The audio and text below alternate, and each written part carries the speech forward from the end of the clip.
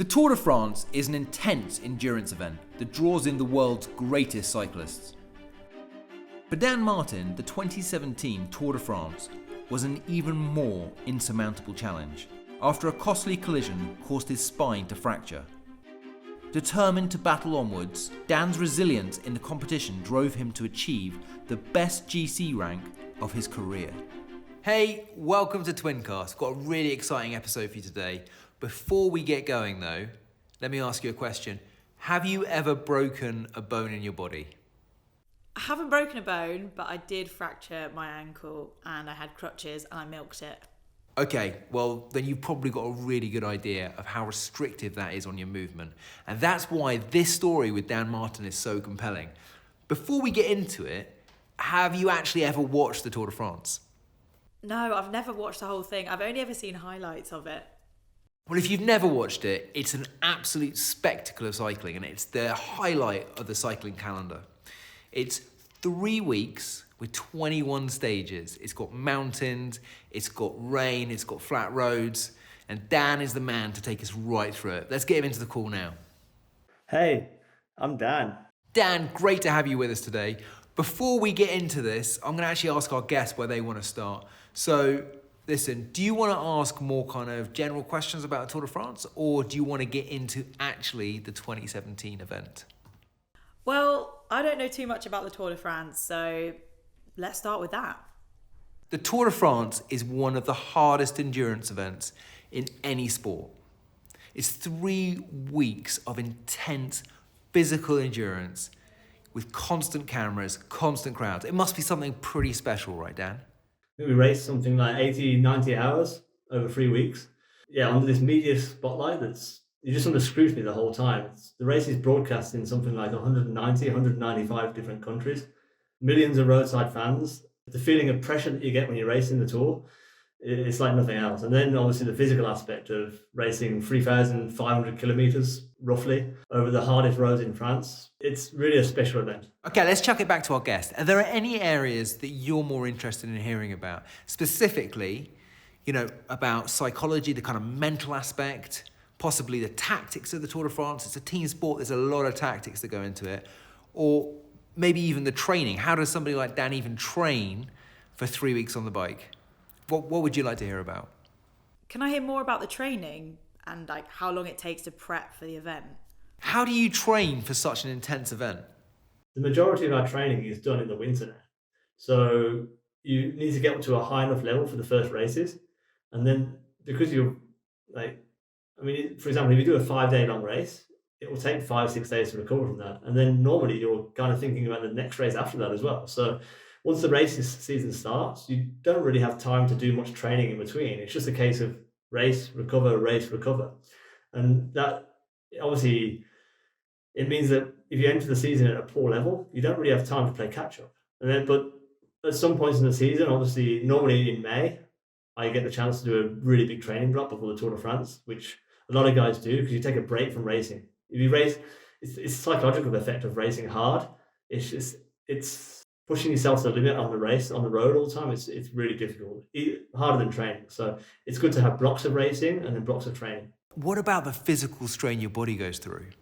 The human body is capable of amazing things. And obviously we're highly trained athletes. So we are prepared as well as possible for the challenges of the Tour de France and the fatigue that you have to endure. But at the same time, obviously it does get to you. And mentally you need to fight that. But with correct nutrition, sleeping well, it's just about limiting how that fatigue affects your performance. Do you get used to that level of exertion then?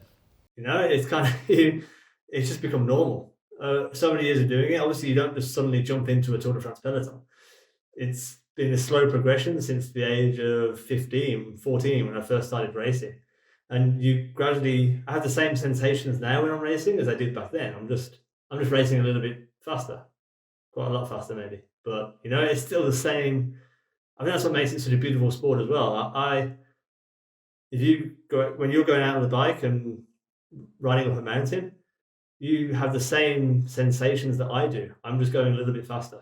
Right, so I'm guessing that you probably get quite attached to different bikes, and so I mean, does the different bike play into your confidence at all? obviously sometimes there can be things go wrong with the bike, and it does knock your confidence a little bit. But yeah, obviously we're very finely tuned, and I know all my measurements by heart. I check them before every day just to make sure the bike is perfectly positioned for me.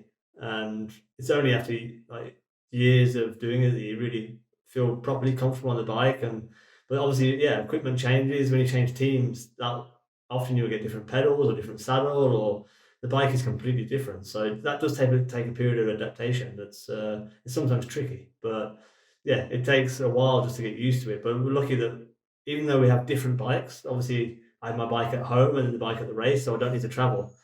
It's always it's impossible to get it completely perfect, but you can get it close enough that yeah, it feels good, and that just gives you that extra level of confidence as well. That if you know it's all set up properly and you're in control of the bike and you feel good on it, then yeah, it gives you that, especially on downhills, technical downhills. If To feel good on the bike is important. When I watch you guys on TV, what always amazes me is how fast you're all traveling when you're in the peloton. I mean, you're all packed together like sardines, charging round little roundabouts and stuff, and like it looks ridiculously scary. Actually, I'm going to ask our guest a question here. How fast do you think the average speed of the average rider is on the Tour de France? That's a tough question because I really have no idea.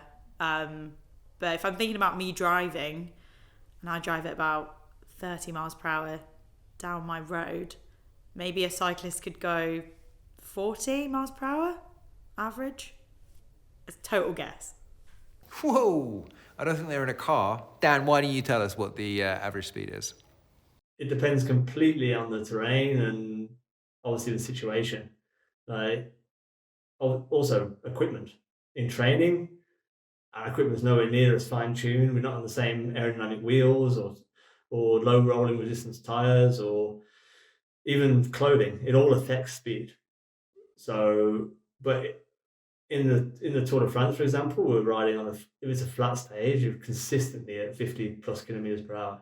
Training probably 35 to 40, but it depends how hard I'm going. It all depends on the steepness of the climb and the situation. Generally on climbs, the easiest way to measure it is not about simple velocity, simple speed, like distance covered. It's about, we call this thing in cycling called VAM, vertical altitude meters, which is the number of meters up that you gain in the space of 1 hour.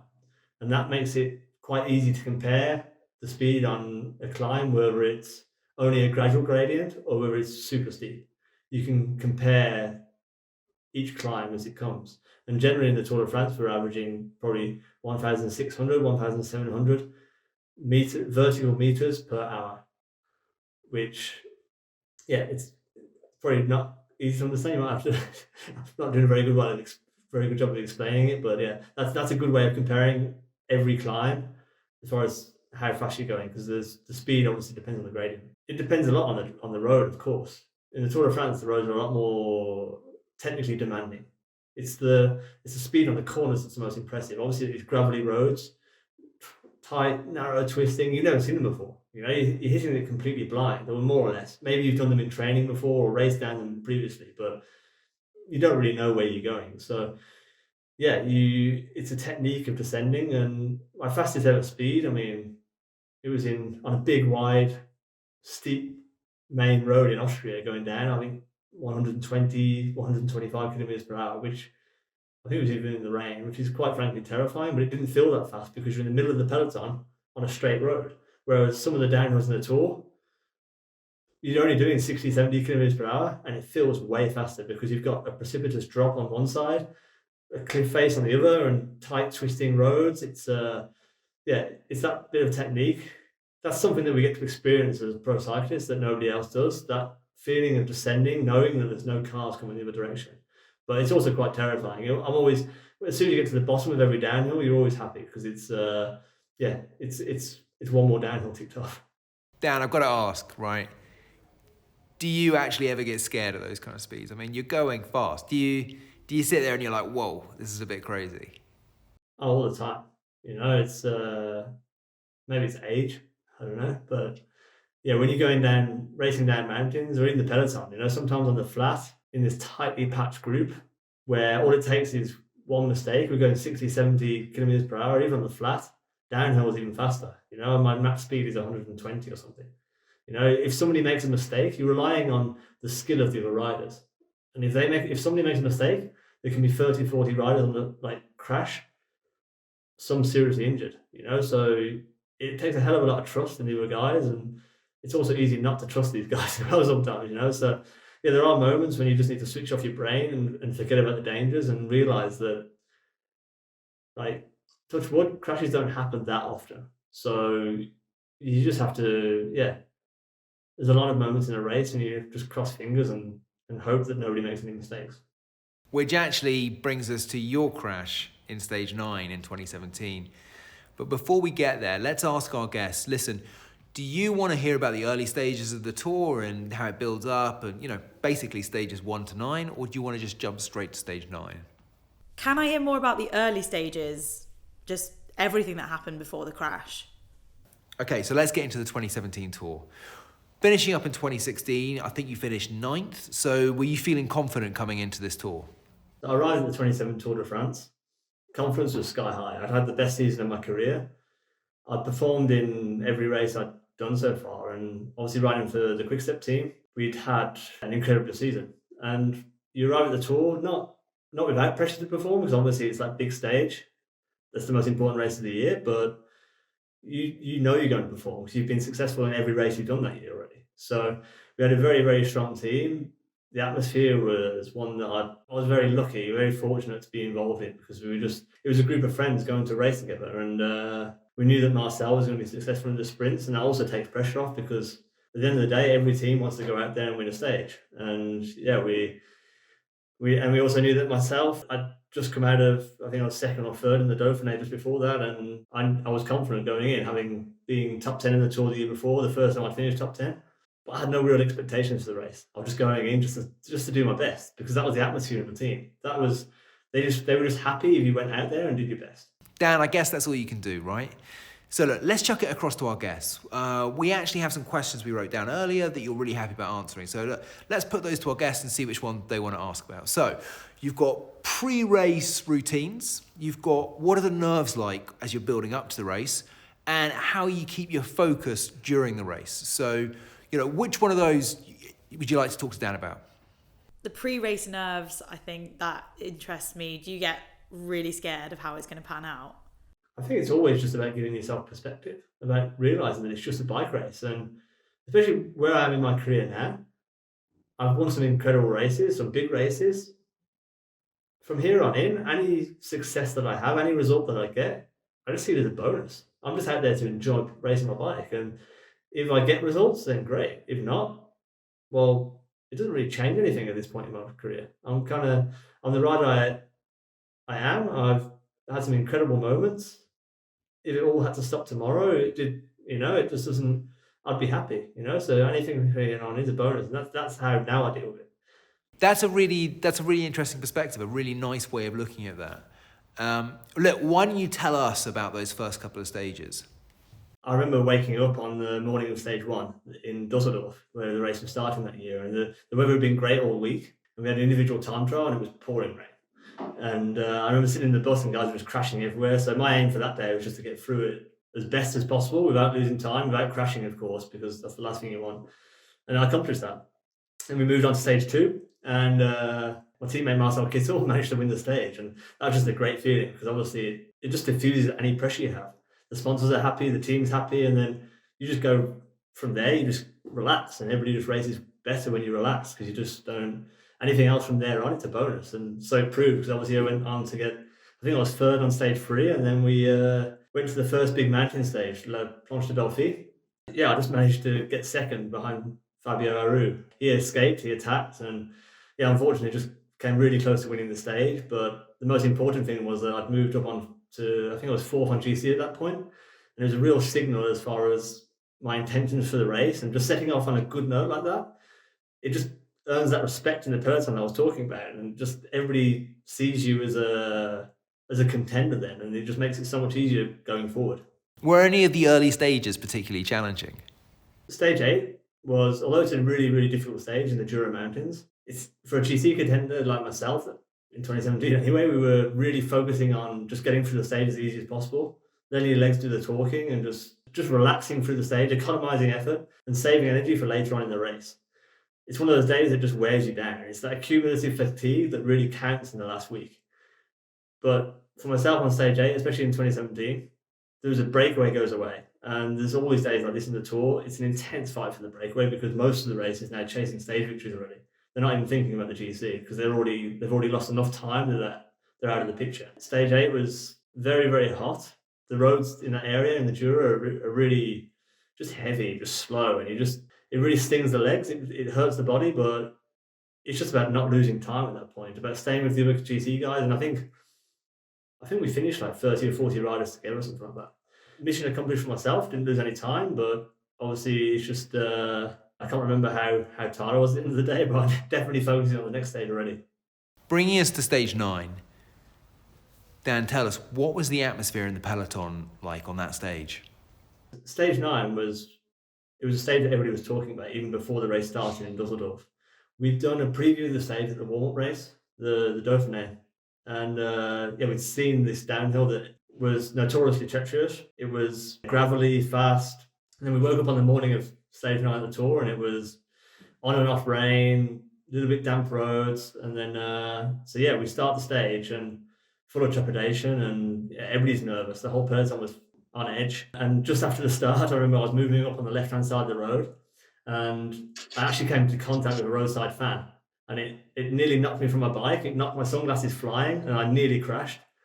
And at that point, I was thinking, oh, if I was going to crash today, I would have crashed then, So continued on to the next climb, and we crested the top of the one of the first big climbs, and we started the descent down, and the roads are super slippery, so everybody wants to be in the front. And me and my teammates are about probably 10th or 15th. And we left a bit of a gap to the guys in front, so if they had an incident, we could react in time. And a couple of guys came sprinting past us and then crashed in the next corner, and it set off this domino effect, this huge crash. I remember the bike flying off the side of the road and bouncing off my handlebars and then disappearing off, and then somehow I escaped that crash. So again, I'm thinking, well, I'm not going to crash today. All right, yeah, but then you actually did. But I'm going to stop you there for a second and let's just flip it to the guest. Listen, do you want to actually see the footage of the crash with Richie Porter first? Hopefully I don't regret this, but footage of the crash? Okay, great. Let's load it up then. Here we see it. The left-hander poured off the road. Dan Mutton over the top.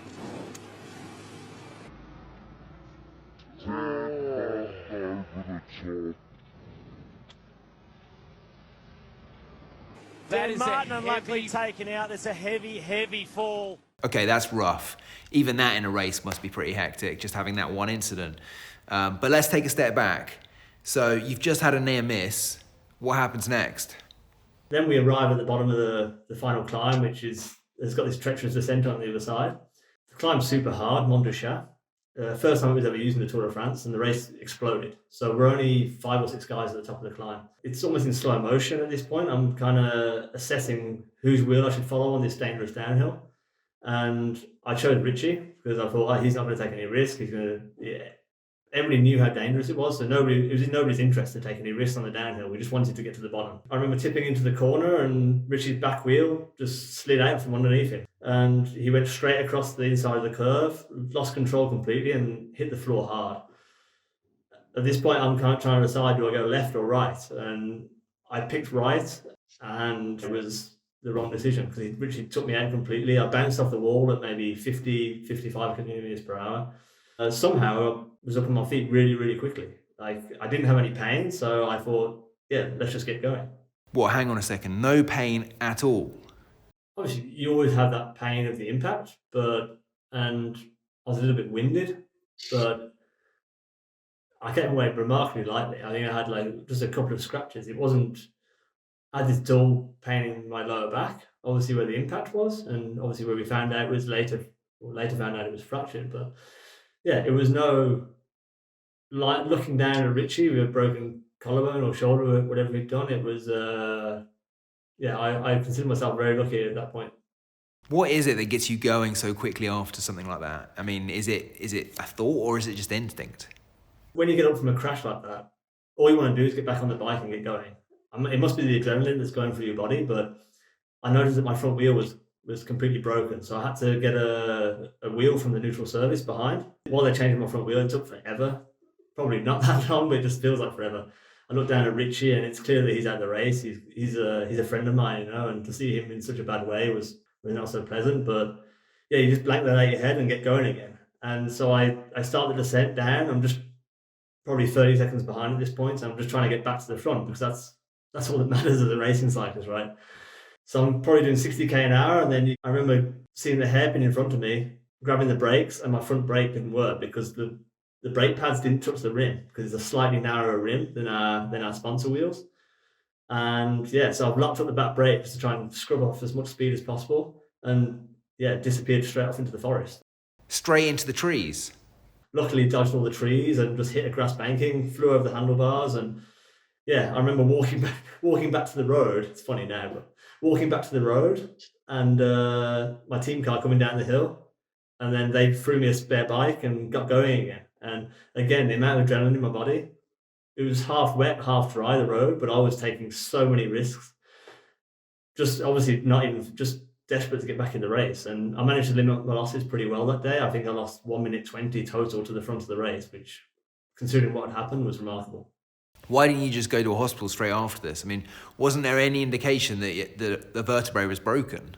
At this point in the race, like obviously I got to the finish line and I'm more gutted about losing time than worrying about my injuries, because obviously if I was badly injured I wouldn't have got to the finish, but I could feel this pain in my back. But because we had a flight directly after the race, we basically travelled straight from the finish of the race to the airport because we had a rest day the next day and needed to make a big transfer across to the other side of France.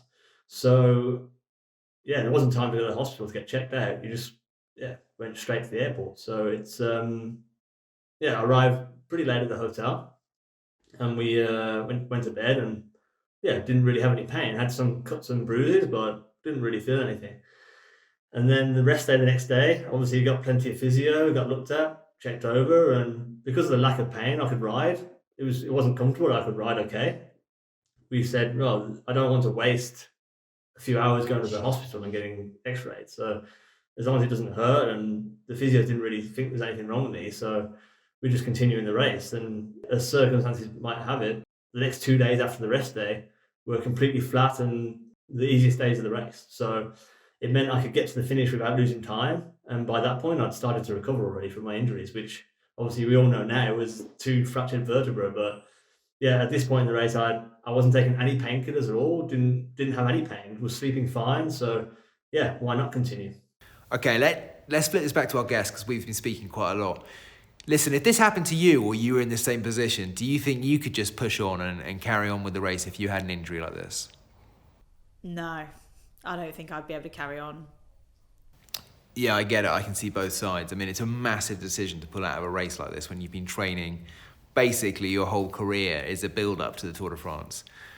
Dan, was there any plans to retire if the pain increased? At this point, I'm thinking I worked so hard to be in the position I'm in.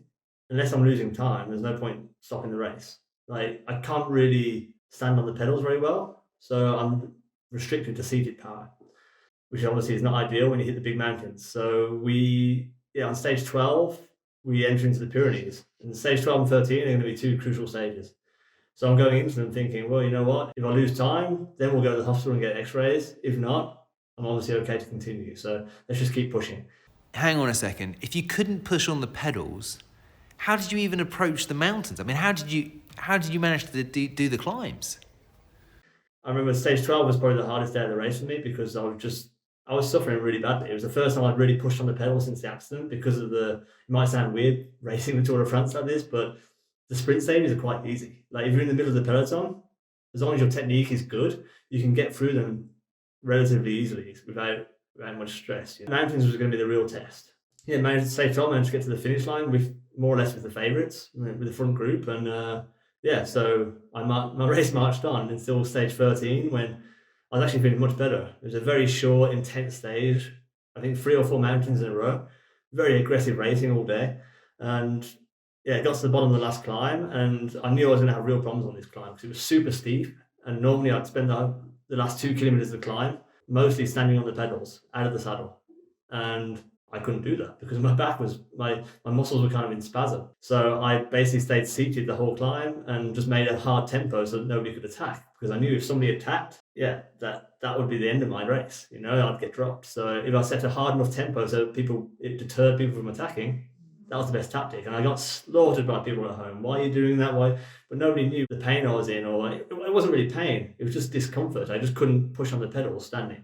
My back was just really stiff. So yeah, that was the best tactic, and I think I managed to get. I think I was 5th or something on the stage somehow, and it was just the morale that gave me for the rest of the race was incredible. Dan, that is really inspiring. It's inspiring that kind of determination, you can really just push through anything. I want to flip it back to our guests now. We've got 2 more questions that you're prepared to answer. So let me just check what we've got here. Do you want to ask about the final week of racing, or how they talked about injury diagnosis? So final week of racing or injury diagnosis? Definitely tell me about the final week. I need to know how you got through that with the injury. How did this all play into those kind of final stages, that final stretch? Normally in the last week of the Tour de France, not a whole lot changes on GC because everybody's so tired that tactically nobody has the energy left to make those big attacks. But 2017 was different because the classification was so close. I mean, I was in 7th and I was only 2 minutes behind Chris Froome in the lead.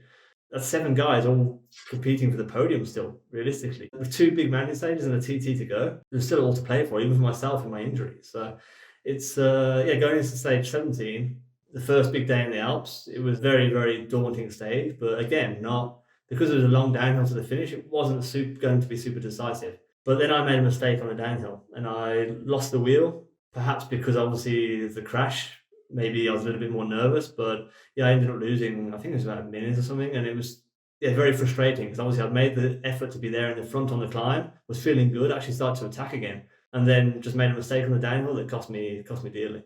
Aside from losing time, mistakes like that must, knock your confidence. How do you keep pushing on?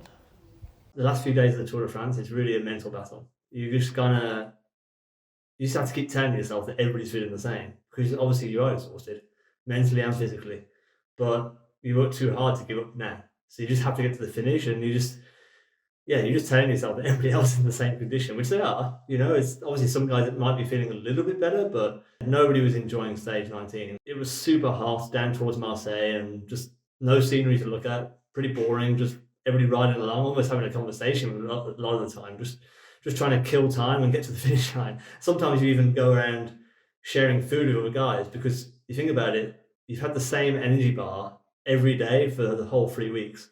Just having a different flavor energy bar it's almost like the highlight of your day. It sounds ridiculous, but it's just like there's little things like that just brighten your day. And I think it was over 6 hours of racing that day, just a death march through southern France, 35 degrees plus, just trying to get to the finish line. And then you have to pick yourself up for an incredibly brutal, intense effort the next day.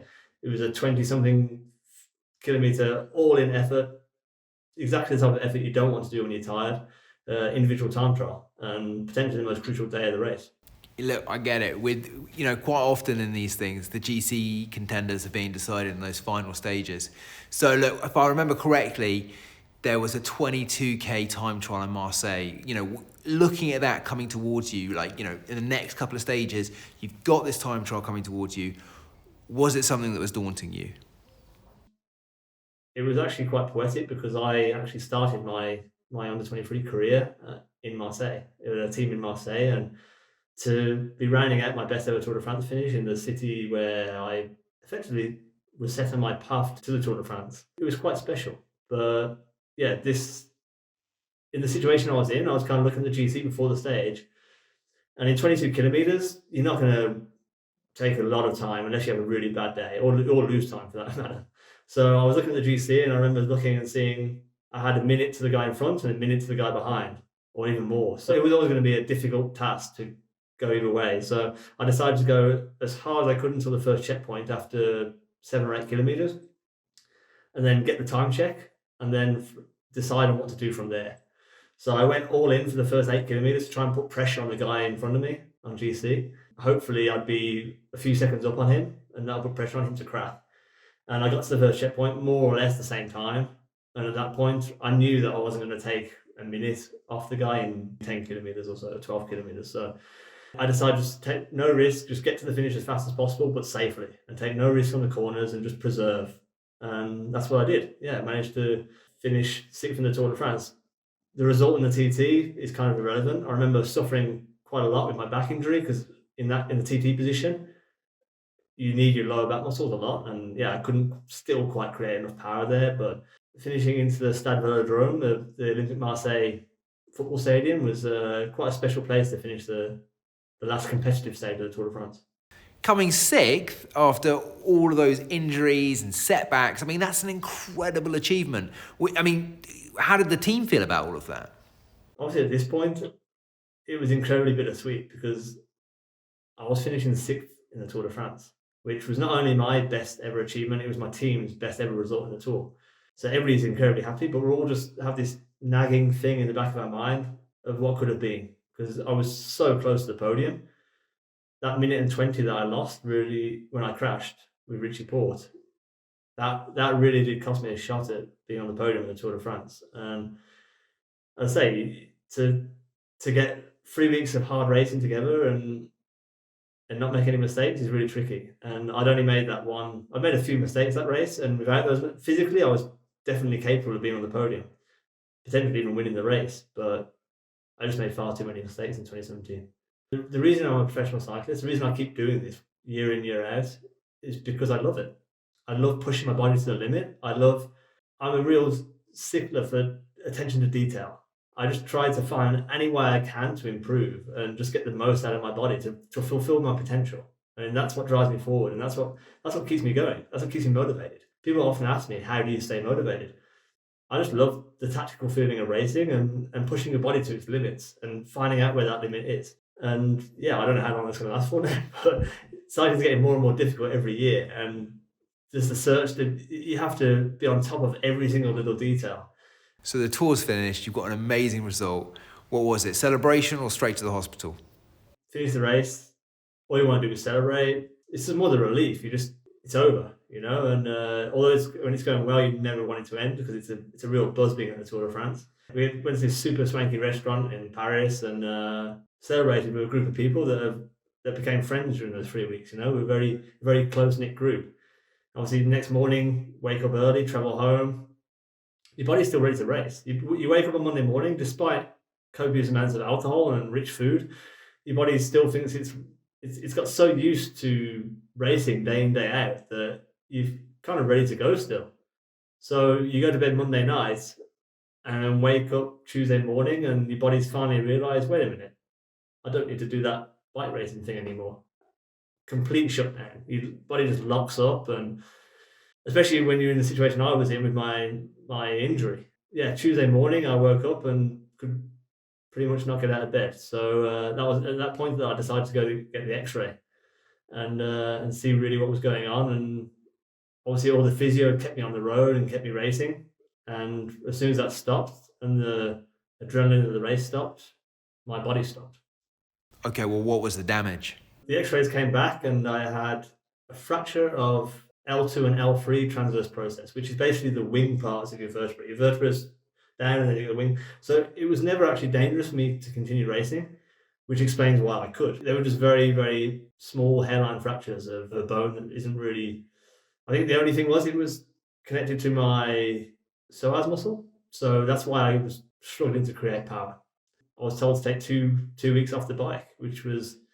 It's hard to come back from after that because the thing you need to do after a Grand Tour is keep riding because otherwise your body just completely shuts down.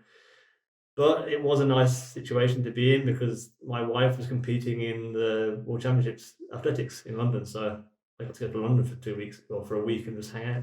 Well, that definitely sounds like a silver lining. Before we open it up for questions with our guest, you know, can I just ask you what makes the Tour de France so special? Not really the first time I did the Tour de France, but from the second time when I won the stage in 2013, I just became addicted. There's no buzz like it. it's just a circus of a race. It's just, I think, 5,000 people or something working on the Tour de France in normal circumstances. And it's just this huge moving caravan of people. I think circus is the best way of explaining it, like a group of performers almost, because that's what it is. I mean, cycling sport is essentially entertainment, right? And it's just being a part of that buzz, being obviously as being one of the riders as well and one of the key protagonists in the front of the race. You're the center of attention. Every time you get out of the team bus to go to the start, the place is a buzz. There's atmosphere. There's people asking for your autograph, and you just ride this high of adrenaline and feel good. And yeah, there's no feeling like it. But the thing is, it's still just a bike race, And I think that's the key to racing well at the Tour de France. Once you get to the start line and the flag drops, it's just another race. If you let the surroundings, this atmosphere distract you from that, that's where guys fail. You have to just see it as any other bike race, and all that matters is getting to the finish line first. It doesn't matter all this stuff around you, all the helicopters in the sky, all the people on the side of the road. It's all irrelevant. You have to treat it like the only thing that matters is getting to the finish line first. And at the end of the day, it's the same guys you race with week in, week out. So if you can beat them in the weeks before the race, there's no reason why you can't beat them at the Tour as well. So yeah, maintaining that focus and not being distracted is the absolute key to success at the Tour. Let's end it there. Dan, thank you very much. And obviously, thank you to our guest for making this a really amazing experience, because you got to choose the direction we went. Remember, if your notifications aren't on, turn them on so the next episode comes through. It'll get pinged to you and you can watch it straight away. Okay, see you soon. Yeah, thanks for listening. Really nice to meet you, and bye for now. So that was Twyncast. We hope you enjoyed it. If you do want to have a go yourself, then check out the download links in the description, and we'll see you in the next one. Bye.